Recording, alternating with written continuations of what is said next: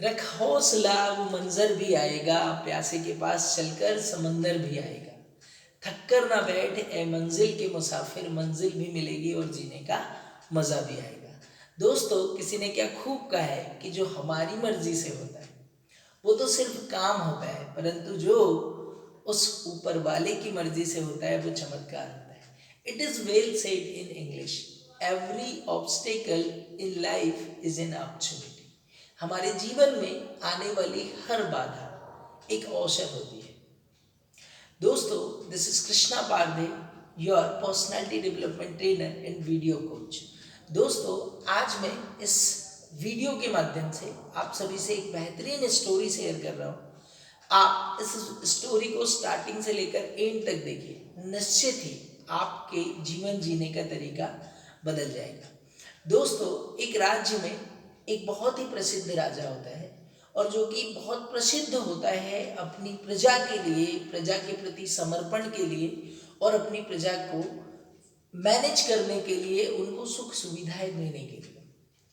परंतु एक दिन अचानक उसके मन में ख्याल आता है कि मैं जितना समर्पण अपनी प्रजा के लिए रखता हूँ, क्या मेरी प्रजा भी राज्य के प्रति उतना समर्पित है?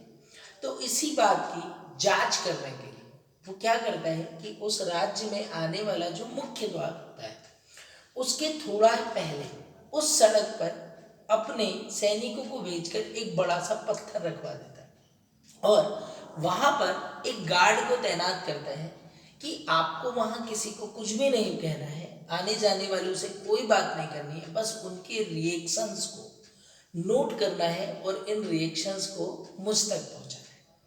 अगले दिन सुबह से आने जाने वाले लोगों का तांता लगा रहता है, क्योंकि वह उस राज्य का मुख्य प्रवेश द्वार के पास की बात है। लोग वहां पर आते, कुछ लोग वहां रुकते, रुक कर उस राजा को भला बुरा कहते कि इस राजा को अपने राज्य की प्रजा की बिल्कुल भी चिंता नहीं है और यहाँ कितनी परेशानी हो रही है और मुख्य द्वार पर ये पत्थर रखा हुआ है।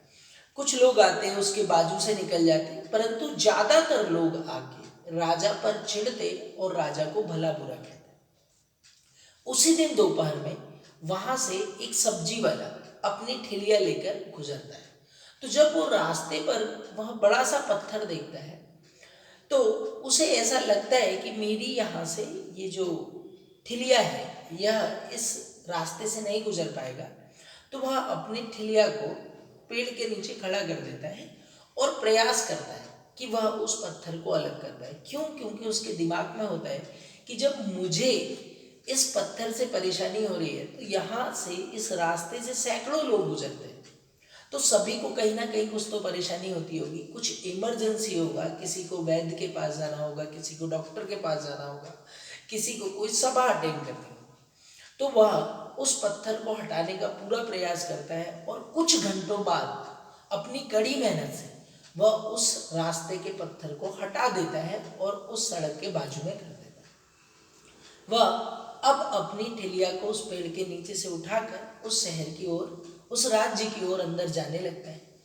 तो जब उसकी निगाह पड़ती है जहां वह पत्थर पड़ा था, तो वहां पर एक छोटा सा गड्ढा भी हो गया था।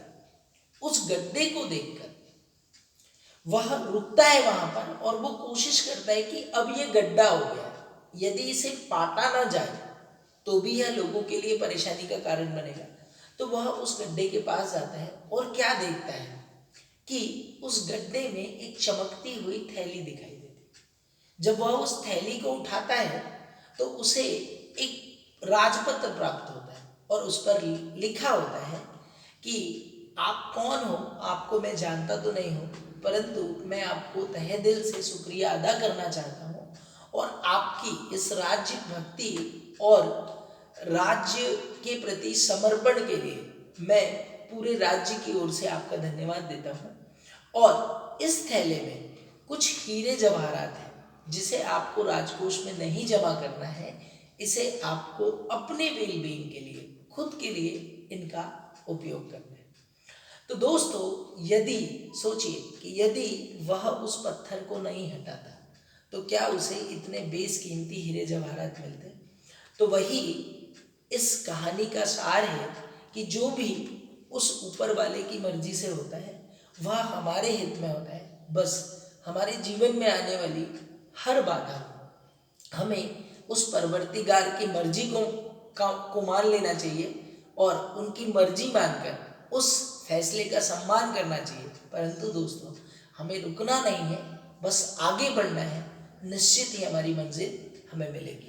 तो दोस्तों, यदि यह वीडियो आपको पसंद आया हो तो फटाफट इसको लाइक कर दीजिए, शेयर कर दीजिए, और आप यदि इस चैनल पर नए हो तो प्लीज़ सब्सक्राइब करके बेल आइकॉन दबाइए। नेक्स्ट वीडियो में फिर मिलेंगे किसी नई बात के साथ। दोस्तों, every obstacle in life is an opportunity, just in case it. Bye bye.